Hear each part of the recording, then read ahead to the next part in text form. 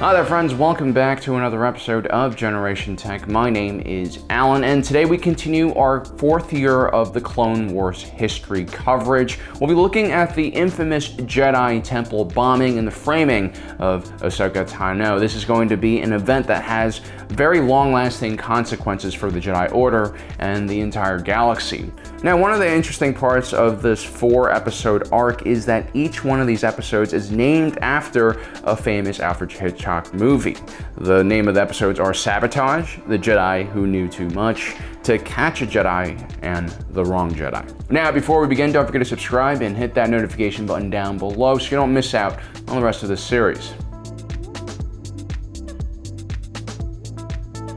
So the Outer Rim siege is in full swing. Anakin Skywalker and his Padawan Ahsoka Tano lead a Republic invasion on Cato Nemoidia, a Trade Federation stronghold. On the way to the planet's surface, Anakin's ETA Actis class light interceptor suffers catastrophic damage from a swarm of buzz droids, which knocks the Jedi Knight out. Ahsoka Tano goes above and beyond the call of duty to save her master, showing that she's both skillful and very loyal. The bond between this master and Padawan are as strong as any. Their narrow escape from death is interrupted by horrible news. Someone has targeted the Jedi Temple with a bomb, and a number of people were killed in the explosion. Yoda wants the two to come back to Coruscant and aid in the investigation, since they were both off-world during the attack and therefore not suspects. This just goes to show that they really don't know who is responsible. Even Jedi could be suspects here. General Pon Krell's betrayal and Jedi Master Dooku's defection to the Sith have shaken the Order's trust in their own members. After the two Jedi spend some time at the crime scene in the Jedi Temple hangar, Ahsoka, despite being legally still a child, is put in charge of interviewing some of the survivors of the attack. One of the maintenance crew workers believes he saw munitions expert and foreman Jakar Bomani at the source of the explosion, making him the primary suspect. Anakin heads out in front of the Jedi Temple, where a group of protesters, mainly family members of the victims of the blast, have gathered. Upon seeing Anakin holding a hologram of Jakar Bomani, his wife Letta Tormund steps out and confronts the Jedi about what has happened to her husband. Anakin brings her in for questioning, and she defends her husband's innocence. Jakar Bomani was loyal to the Jedi, plus the screening process for working at the Jedi Temple was extremely thorough. Meanwhile, Ahsoka Tano is going through a 3D blast analysis of the attack. They find that large chunks of the debris in the area are covered in highly volatile nanodroids. These seem to be the source of the explosion. Jakar Bomani happened to be an expert specifically with nanodroid tech and weapons, so he becomes clearly the main suspect here. But the trail goes cold after they find the foreman, or at least what's left of him. It seems like the explosion came directly from his body. Ahsoka and Anakin journey to Bomani's apartment to look for more clues. They find traces of the nanodroids inside one of the garbage cans and come to the conclusion that Bomani most likely consumed them somehow. Letta Tormund arrives into the apartment as well, and the Jedi try to bring her in for questioning. She pretends to cooperate, but runs away when the opportunity arises. She's quickly caught, however, and admits to feeding her husband the nanobots, but her reasons for doing this is unclear. At a ceremony for the victims of the Jedi attack, Ahsoka Tano and fellow Padawan bearers Ofi reminisce over some of the Jedi who died in the attack, as their bodies are getting turned into protein paste for future consumption. Admiral Wilhuff Tarkin of the Republic Navy comes to inform the Jedi that Letta Tormund has been moved into military custody because clones were killed in the attack, making this an attack against the military. This is also a part of Palpatine's gradual plan to take more powers away from the Jedi Order and keep them in check. Now, while in military custody, Letta Tormund refuses to talk to anyone and requests that Ahsoka Tano see her. And so Ahsoka arrives at the military prison. By the way, notice all of the red clone troopers here. These aren't your ordinary rank and file clones. These were clone shock troopers. They were secretly bred apart from the other clones and trained specifically to keep the peace on Coruscant, to protect the capital and central government. They're almost like the Chancellor's own elite police force. Coruscant was rapidly changing into a more authoritarian police state, and the Jedi were too busy to even notice. Ahsoka finds Letta in her cell, much more cooperative this time around. She reveals that the idea behind the bombing was not hers, but a Jedi's. Letta had been an activist herself, and she believed that the Jedi had become corrupt and were acting like soldiers instead of peacekeepers, a view that this mysterious Jedi had shared with her before asking her to carry out this attack. Letta was extremely afraid of this mysterious Jedi, and she wanted a guarantee from Ahsoka Tano that she would protect her.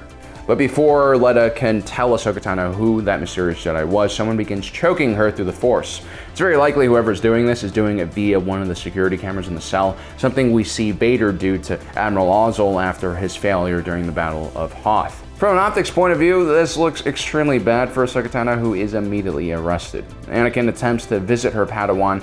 He knows she's completely innocent but is refused access. Meanwhile, Ahsoka wakes up in her cell and notices a key card outside. She believes it's the work of her master and she exits the cell.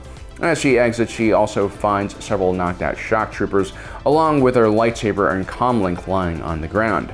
Commander Fox walks in on her and immediately hits the panic button. Ahsoka Tano has no choice but to try to escape. She's pursued outside the military prison to one of the major access points to the underground. By this point, Anakin Skywalker has joined the pursuit as well, and he tries to convince her to come back with him to the Jedi Temple, but Ahsoka realizes she's been framed and must somehow try to clear her own name. And so she jumps into the Undercity. This scene, by the way, is almost a recreation of that famous scene in The Fugitive where Harrison Ford must make a similar leap in order to escape. I'm a huge fan of the Coruscant Underworld. It's probably one of my favorite settings in Star Wars, so this part of the arc is amongst my favorite in the entire Clone Wars. Now, Ahsoka Tano must find a way to blend in and escape the various patrols that are after her. Not only are shock troopers looking for her now, so are the Coruscant Underworld Police, along with former Sith assassin and currently bounty hunter Asajj Ventress. Ahsoka Tano is caught by surprise by Asajj Ventress and quickly taken down, but Ahsoka manages to cut a deal with Asajj. If Ventress helps her clear her name, then Ahsoka will get her a pardon from her friends within the Galactic Senate. I'm not really sure she actually has the leverage to do this. I mean, Ahsoka Tano does have relations with Padme Amidala, but I'm pretty sure pardoning is more of an executive branch kind of thing. Ventress, however, is desperate, so she agrees kind of half-heartedly to Ahsoka's plan. To make matters even more complicated, Anakin arrives on the scene with some clone troopers and he sees his Padawan working alongside Asajj Ventress. Anakin has his own troubled history with the Sith assassin, so will his belief that his Padawan is innocent now be shaken? Ahsoka Tano attempts to call one of the few Jedi she still trusts, Barriss Offee. Barriss tells Ahsoka that she's found a new lead in the case, an abandoned warehouse from which the munitions in the attack were most likely made. Asajj escorts Ahsoka to the warehouse and then they part ways. But while heading home, Asajj is jumped by a mysterious figure who knocks her out and steals her lightsaber and helmet. That same mysterious figure then attacks Ahsoka Tano while she's inspecting the factory. Ahsoka believes she's fighting Asajj, and she chases her to the upper floors of the factory. The mysterious figure knocks Ahsoka Tano off of the platform right into a room full of nanodroids. At the same time, Commander Wolffe appears and stuns her immediately and takes her back into custody. The case against Ahsoka Tano is pretty solid. I mean, almost too solid, I would say. The Jedi in this case still have jurisdiction over Ahsoka Tano as long as she's a member of the Order. So Admiral Tarkin and the Galactic Senate wish for the Jedi Order to expel Ahsoka Tano out of the Order so that she can face trial at a military tribunal. Ahsoka might be a Jedi Padawan, but she's also technically a commander within the Grand Army of the Republic. The Jedi decide to put Ahsoka Tano on trial. Although Obi-Wan Kenobi and Anakin Skywalker both support Ahsoka Tano, the rest of the Jedi Masters feel like the evidence against Ahsoka is far too strong. Any attempt by the Jedi to protect Ahsoka Tano might be seen as unfair to the Senate or the civilian populace, and the Jedi right now cannot afford to have a PR disaster on their hands. And so Ahsoka Tano stands in front of the Jedi Council and they vote to kick her out. It's not even a real trial. There are no witnesses, no lawyers, no cross-examination. It's more of a kangaroo court. This really bothers Anakin Skywalker, and it just gives him another reason to dislike and mistrust the Jedi Order. While Ahsoka Tano is being prepped for a military tribunal by her lawyer, Padme Amidala, Anakin Skywalker sets off looking for Ventress. He believes she's somehow responsible for all of this. But when Anakin finally finds the former Sith assassin, he realizes that she no longer has her lightsabers. Notice the Force choke, by the way. He's slowly losing control of his grip on his emotions. War can be stressful. Asajj tells Anakin the story about how she got jumped by a mysterious figure. She then recalls that the only person who knew where she and Ahsoka were was Barriss Offee, who Ahsoka Tano had called before. The trial for Ahsoka Tano is not going well. Chancellor Palpatine, for some reason, is the judge for this trial, and we'll have Tarkin, the prosecutor, is attempting to convict Ahsoka Tano for treason, a crime that carries with it the punishment of death. The circumstantial evidence against Ahsoka Tano is extremely strong, and Mohab Tarkin has a pretty easy time laying it all out. Padme has basically no defense other than the fact that the evidence is too obvious and seems like a setup. Anakin enters Barriss Offee's accommodations and questions the Jedi Padawan about what she knows.